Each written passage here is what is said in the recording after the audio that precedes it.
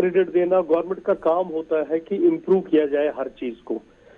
मैं किसी का नाम नहीं लूंगा, अभी गुलाम हसन मीर साहब बड़े सीनियर लीडर हैं, उनने कहा, बट जहां तक मुझे याद है बहुत सारी कोलिशन गवर्नमेंटों में मंत्री भी रह चुके हैं, तो इनकी भी मॉरल रिस्पॉन्सिबिलिटी बनती थी उन दिनों ये बात उठानी, बात करनी, एक खाका देना कैसे हमें करना चाहिए। बड़े सीनियर लीडर हैं, तो आज अगर इनको याद आया तो बड़ा अच्छा है कि देर आए दुरुस्त आए, कुछ तो याद आया। तो रही बात हमारे दाखिला मंत्री जी की, तो हम यही चाहते हैं कि जो जिस तरह से हम एक उम्मीद बांध के दी गई थी कि 2019 के बाद दूध की नदियां बहेंगी, जो नौजवानों की बात की जाती है, नौजवानों को हाथ में लैपटॉप चाहिए, लेकिन जो जेल में नौजवान हैं उनके बारे में क्या सोचा गया?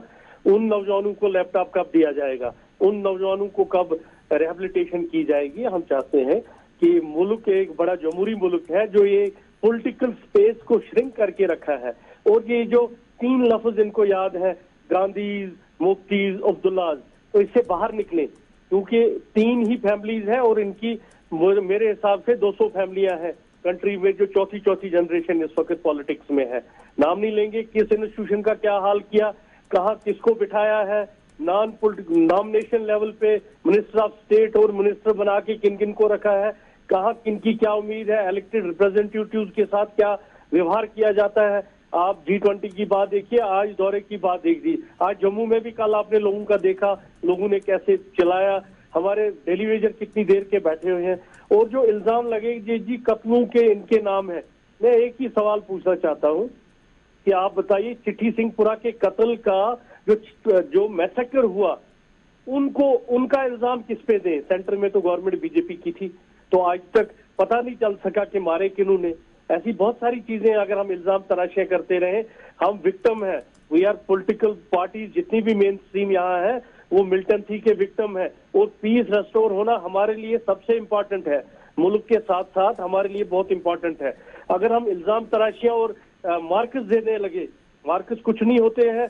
अगर एक अफसर आया, पुराने वाले को फाइल में नोट अच्छा लिखना नहीं आया, दूसरे वाले ने अच्छा नोट लिख दिया, बहुत अच्छा, तो वो अपना काम कर रहा है, किसी के लिए कोई मैं कहता हूँ उसमें क्रेडिट देने वाली कौन सी बात है? मैं हरबख्श सिंह साहब ये समझूं कि एक पॉलिटिकल कंपल्शन है जी, चूंकि आप जिस पार्टी के तर्जुमान हैं उनकी एक लाइन है, लेकिन तब भी आप दबे अल्फाज में ये मान रहे हैं कि जनाब प्रेजेंट सेटअप में थोड़ा सा काम हुआ, लॉ एंड ऑर्डर बेहतर हुआ एज कम्पेयर टू प्रीवियस। मैं आपको कहता हूँ इशफाक साहब, लॉ एंड ऑर्डर हमारे लिए बहुत इंपॉर्टेंट है और हर गवर्नमेंट को करना चाहिए, लेकिन अगर आप ये बोलते हैं कि एक आदमी की टांगे बांध दी जाए, बाजू बांध दिए जाए, मुंह पे टेप लगाया जाए और उसको बोला जाए देखो ये तो नहीं चला रहा है।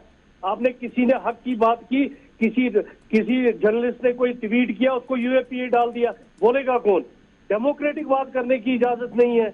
अगर एंटी कंट्री कोई बात करता है, बोल रहे हैं सिंह साहब, ये बताइए ना, आप भी तो बोल रहे हैं ना, तो ये भी तो जमहूरियत है कि आप नेशनल टेलीविजन पर आकर होम मिनिस्टर साहब के बयान को डिफेंड कर रहे हैं या एक्सपोज करने की हम नहीं मान रहे, यही तो जमहूरियत है। अब कैसी जमहूरियत होनी चाहिए?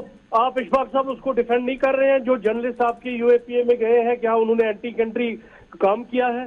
क्या उन्होंने मुल्क के खिलाफ काम किया है जिनको यूएपीए में बुक किया आपके जर्नलिस्ट साथियों को? इशफाक साहब, सारा कुछ ठीक है, डेमोक्रेसी में सब कुछ चलता है, ये डेमोक्रेटिक कंट्री है, यहाँ डिक्टेटरशिप नहीं है। आप कहते हो कि पंच सरपंच के इलेक्शन करने हैं, बीडीसी डीडीसी के इलेक्शन करने हैं, लेकिन जब हम पार्लियामेंट के भी करने हैं,